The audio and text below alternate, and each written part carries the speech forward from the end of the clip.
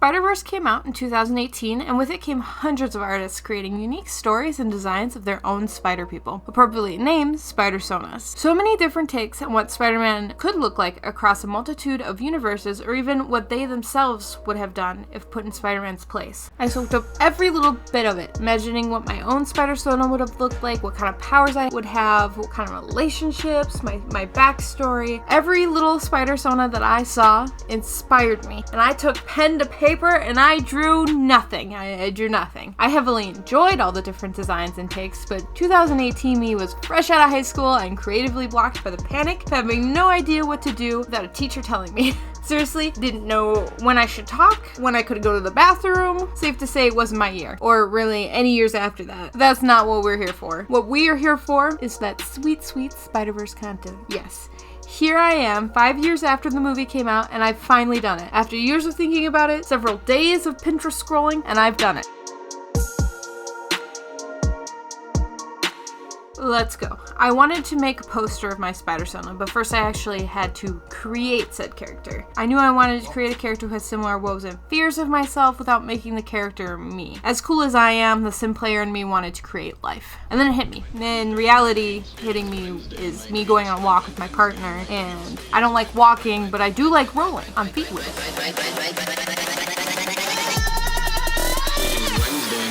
With a direction in mind, I got to work. Now in preparation, I watched one of my favorite YouTubers make her Spidersona, and she did a really good job at doing research and even designed what spider gave her character her powers, but I can't even look at a picture with spider, so that's just out, which is fine. I imagined my character with very classic powers, super strength, spider sense, and I didn't want to make it too complicated on my end because I've got zero character design experience, and that seems like a lot. When it came to designing the suit, I took inspiration from wetsuits because I don't know about you, but fabric is expensive and working a sewing machine is hard, so my thought going into it is maybe she bought the wetsuit.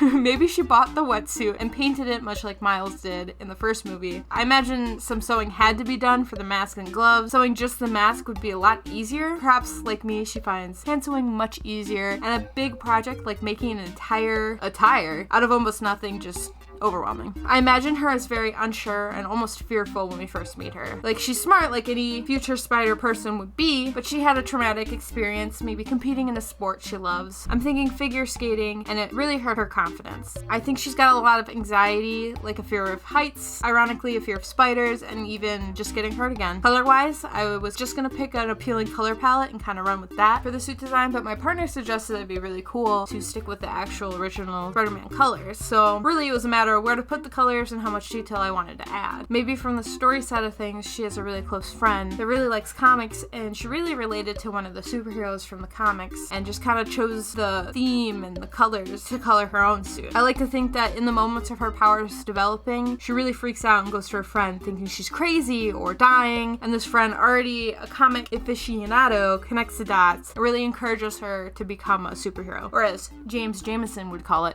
a menace. I imagine this friend would be like her Uncle Ben of the story, the person whose loss really motivates my character to be better, to be the superhero. With this design set, I went to work.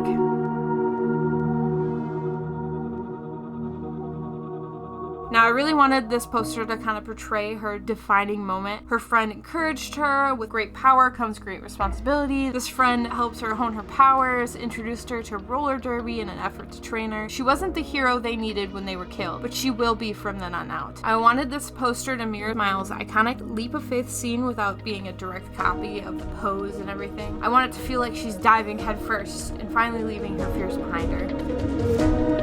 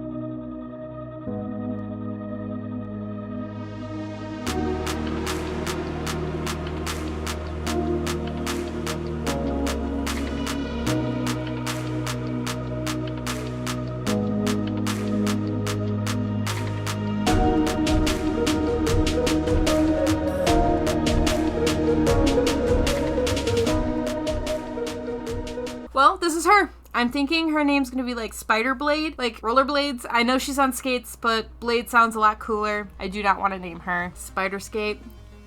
Well, no, Spider Blade's cooler.